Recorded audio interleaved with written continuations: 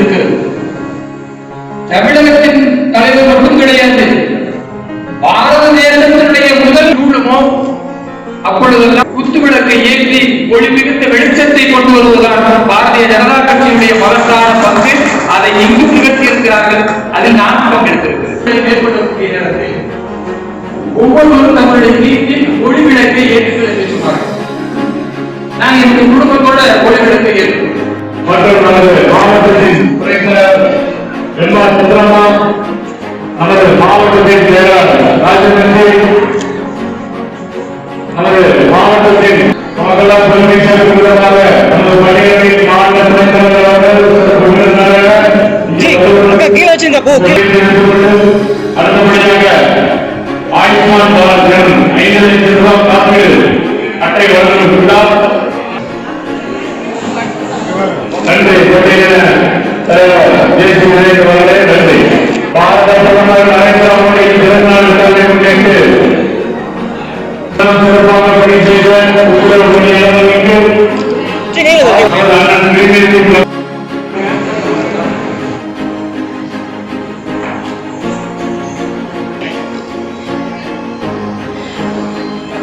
அடுத்தபடியாக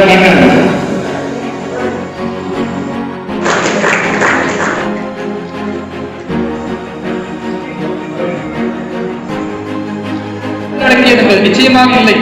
இங்கு இருக்கக்கூடிய இஸ்லாமியர்கள், கிறிஸ்துவர்கள், இந்துக்கள் மதமே ஒரு பழங்கள் நாகரிகம். அரபு தேசத்திலிருந்து இருக்கக்கூடிய இஸ்லாமிய எங்கிருந்து இந்த பிரிவு வருகிறதோ அந்த பிரிவை நாம் தெளிவாக அடையாளம் என்று ஒதுக்கி தள்ளிவிட்டால் நம்மை பிரிக்க இங்கு எந்த சக்தியான முடியாது என்பதை தூய்மை பணியாளர்களுக்கு ஒரு மாதிரியா பார்ப்பாங்க. சமூகத்தில் ஒரு நோய். ஆனால் இந்த கொரோனா என்ற மோடிஜி அவர்களுடைய மக்கள் நல திட்டங்களை எளிய மக்களிலிருந்து அடித்தட்டு மக்கள் வரை அனைவருக்கும் விளக்கும் விதமாக குமரியிலிருந்து மெரினா வரை கடந்த 7ஆம் தேதி கன்னியாகுமரியில் ஒரு யாத்திரையை நாங்கள் தொடங்கி இன்றைக்கு அது கோவை மாவட்டத்தை வந்தடைந்திருக்கிறது.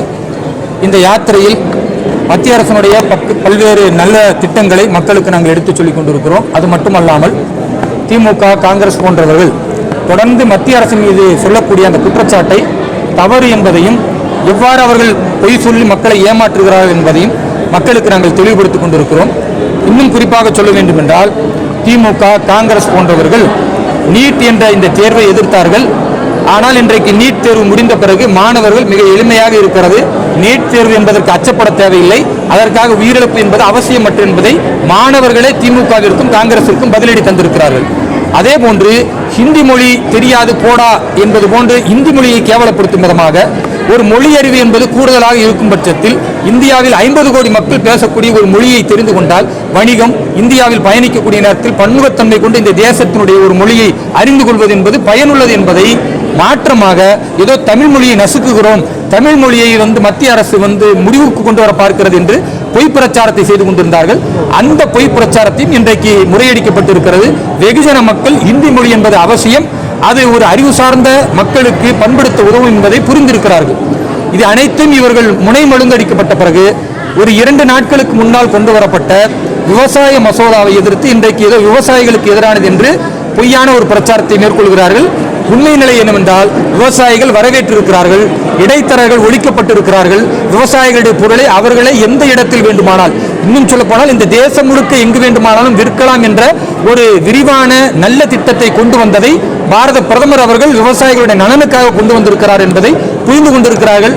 இந்த தவறான பிரச்சாரங்களை மேற்கொள்ளக்கூடிய திமுகவையும் காங்கிரஸையும் கம்யூனிஸ்டுகளையும் விரைவில் முடிவுக்கு கொண்டு வந்து இன்றைக்கு தமிழகத்தில் மகத்தான எழுச்சியை பெற்றுக் கொண்டிருக்கக்கூடிய பாரதிய ஜனதா கட்சி அரியணையில் அமரக்கூடிய காலம் வெகு விரைவில் இருக்கிறது.